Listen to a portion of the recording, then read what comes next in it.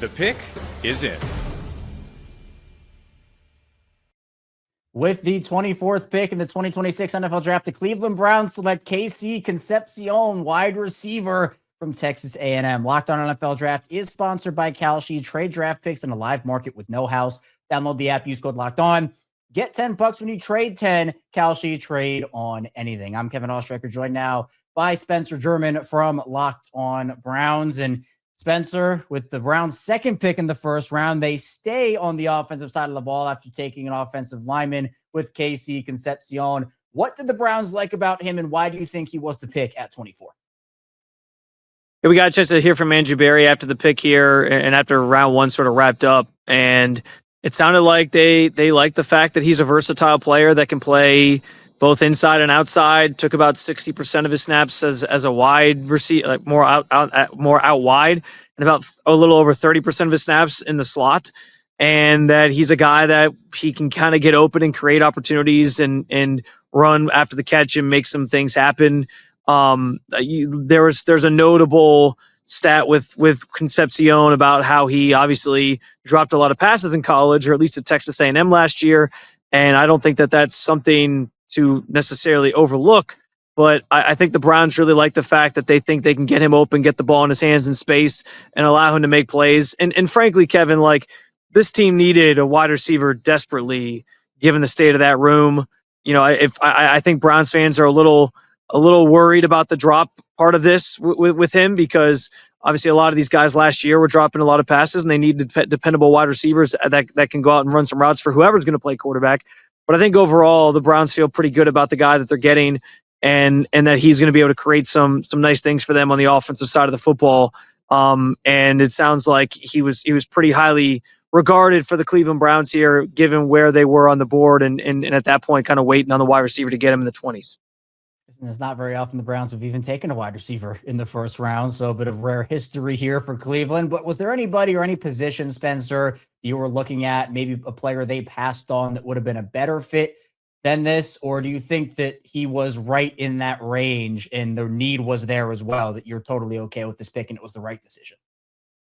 Yeah, you know, I had some of my doubts pre-draft, and I talked about this on Locked On Browns a lot with Concepcion, because of the drops, because of the contested catch rate being one of the lower in this class, and I just don't know if I love certain aspects of what he brought to the table from a advanced metric standpoint. But the tape is undeniable, and you do see that when the ball's in his hands, he can make some special things happen, and I think that's what the Browns kind of valued here. If it was up to me, I personally did like Omar Cooper Jr. a little bit better, but I also know Andrew Berry has a history when it comes to guys in the first round not taking guys who are too old. So guys who are 22, like an Omar Cooper Jr., just probably wasn't necessarily as high on their radar. They like their players on the younger side, especially guys that they're taking this early, and Concepcion sort of fits that billing.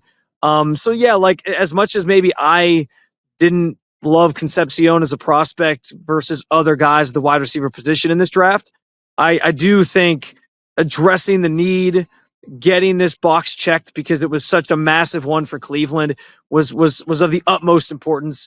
And so, you know, in some respects, you know, I'm not an NFL GM, so we can maybe lean a little bit into their evaluation, even though I don't think people trust Andrew Berry to pick wide receivers at this point. We'll see. And hopefully they made the right call and picked the right guy that fits what they want to do, especially in Todd Monken's offense, who obviously I know you're pretty familiar with. And that's the thing, Kevin, like, he is in some respects a different variation of Zay Flowers. And we know what Zay Flowers obviously did in Baltimore the last few years, starting in his rookie season and so on. So I think they sort of see some of that in him as well from a trade standpoint. With Fano, who they obviously took early in a trade back, and then Concepcion here, how much do you think the Browns, as they stand right now, improved from where they were at the beginning of the night? It's a really good question. I mean, I think they improved in a major way. Obviously, all rookies to a degree are a bit of a crapshoot. You don't know how they're going to perform, so it's hard to put a grade on it and be like, oh, now they're going to be on the fringe of a playoff team. Like, I'm not willing to go that far with it, obviously, at this point. But when you had these two huge holes to fill, you would address the offensive line except for maybe the left tackle position, and they've been pretty adamant tonight that Fano will play left tackle. You knew you had issues at wide receiver last year, needed to add to that room as well, and you did that. Even just checking the boxes, I think tonight feels like a successful first round of the NFL draft for Cleveland. Now there's still more work to do. They still need depth at some of these positions. I think wide receiver is another one that you still could see the potentially add to because they do need depth there, as well as some other areas. I do think, despite how good the Browns defense has been, highlighted by Myles Garrett, they still have some things on the defensive side of the ball to address. But yeah, I think Browns fans should be walking, or maybe not walking, but going to bed tonight feeling pretty satisfied with the fact that the Browns understood the assignment. They knew what their two biggest holes were.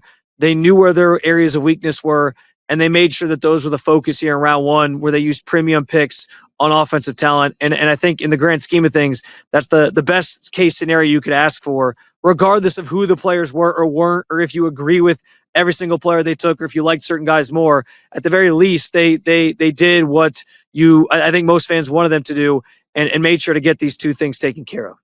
If you want them walking, maybe some celebratory sleepwalking is in order for Browns fans tonight. So I was going to say walking out, but they're not really. No fans aren't really walking out anywhere. They're either at home or like they're at a draft party. I don't know, enjoying themselves. Maybe you can toast to the picks. I don't know, but yeah, it was not the right phrase for that moment. So, but for more on the Browns, you can go and subscribe to Locked On Browns wherever you get your podcasts.